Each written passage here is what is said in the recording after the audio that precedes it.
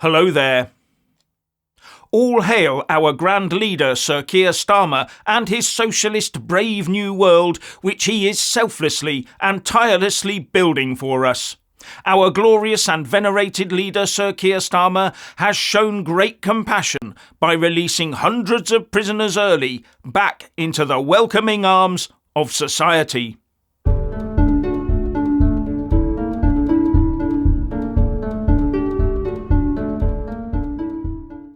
Our paternal and firm, but kindly, Prime Minister for life has gained the acclaim of human rights organisations worldwide by releasing prisoners early back into the communities they left so suddenly. They have learned their lesson and will be assigned to jobs within the NHS, schools, banks and supermarkets to enable them to prove their worth to society. This is a truly compassionate move that would have allowed for some prisons to be converted into flower garden tributes to our grand leader. But the enemies of the state have conspired to wreck these wonderful plans of the state party. They have caused unrest and rioting across the land. But our ever-watchful thought enforcers have been monitoring the communications of the far right. They have been monitoring their every move and have acted swiftly to safeguard you, the people who are so loved by our great and benevolent leader. The members of the far right are being dragged through the courts and shamed for their hideous crimes of memeing against the state. This represents a clear and present danger to the safety of you, the people, and it will not be tolerated. And to enable you to help protect yourselves, every person will be given the opportunity to be on their doorstep at 7 a.m. tomorrow morning for a 2-minute hate against the far right. When you have the ability to stand there publicly and pour your scorn on those of the dangerous far right. Our esteemed leader will watch and listen to your heartfelt and passionate cries of hate against the far right, and act accordingly to protect you. Then tomorrow evening at 6 p.m, the people are encouraged to once again be on their doorsteps for a 2-minute love, to hail our glorious leader and praise his work, and thank him for protecting us against all our far right enemies. Our eminent leader will watch and listen to your heartfelt praise and act accordingly.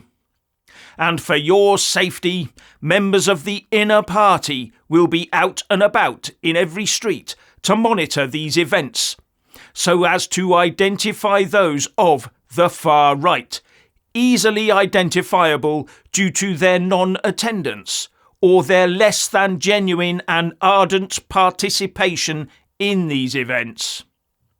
These far-right threats must be forced out at all costs.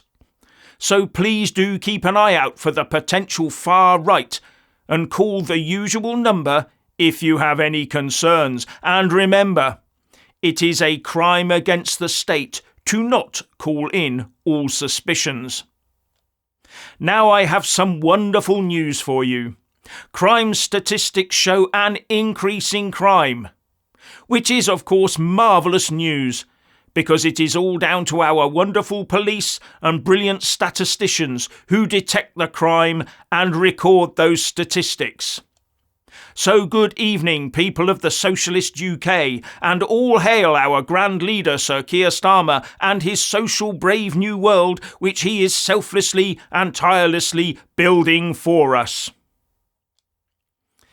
And now the same situation from a perspective with which I do not agree.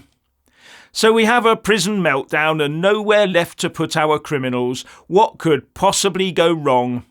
Yet another failure of the UK uniparty system. We have fewer than 100 spaces left in the male prison system in England and Wales, and everyone is panicking. More and more male prisoners are having to be let out, having served just 40% of their sentences. And there are serious concerns that some will re-offend and have to be sent back to non-existent empty prison cells. And further, some of them could well pose a danger to society, some to our children. On top of that, we hear day after day of what any ordinary person would call clear and present dangers to society being let free by the courts with suspended sentences. Made even worse now by the insistence that the mythical far right must be banged up by the thousands with the harshest sentences available. And the government is extremely keen to place the blame for a lack of prison places on those so-called rioters and the hurty word tweeters. But the atrocious crimes of Notting Hill Carnival this last bank holiday will have put a massive strain on the system as well. How many of those will have charges dropped, or be let off with a warning, or be given bail to await a court hearing in many, many months' time when everyone's forgotten about it, and then be given ultra-soft sentences, all in order to keep the far-right grannies in their cells to serve their full sentence for their social media postings? And Kier Starmer is, of course, blaming the Tory party for not building a sufficient number of prisons.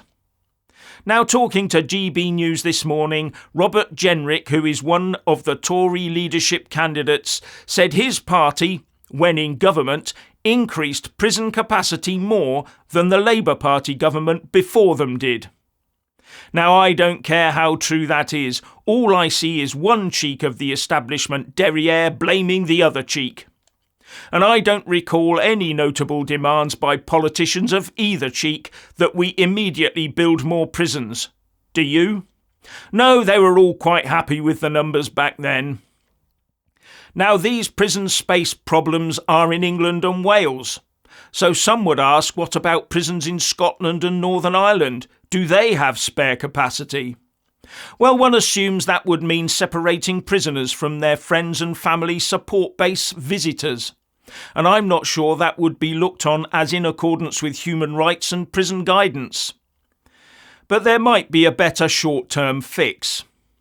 Out of nearly 120 prisons in the UK, 12 of them are women's prisons, and one, Peterborough, holds men and women on separate wings. So why not release the non-violent women from all those prisons, move the remaining inmates about, and then free up 1 or 2 female-only prisons and convert them for males? That is, if the Labour Party can define what a man or a woman is in the first place. And there are reports out there claiming that we do send too many women to jail in the first place. After all, we do seem to be able to swiftly convert hotels and barges into dinghy arrival accommodation, don't we? And then new prisons can be built. Now some will point to insurmountable problems and the matter of male prison staffing levels, etc., and call it an unworkable solution. But I think that is much less of a problem than a merry-go-round of male repeat offenders being let loose to clear prisons to free up cells, only to have to release the new prisoners early in order to rehouse the repeat offenders. Now, I would surmise that this has already been discussed as an option within government circles, and I'm surprised that the opposition hasn't suggested it. So I'm wondering if the aim isn't to use this mounting crisis to foment some sort of crisis here. But to what end is unclear. Maybe to let dangerous men wander the land at will to cause fear and uncertainty. Or is it all just one big clusterfuck? And is this prison chaos all going to disappear in a few days or weeks? Somehow, I don't think so. Especially given our grand leader's propensity for locking up his opponents.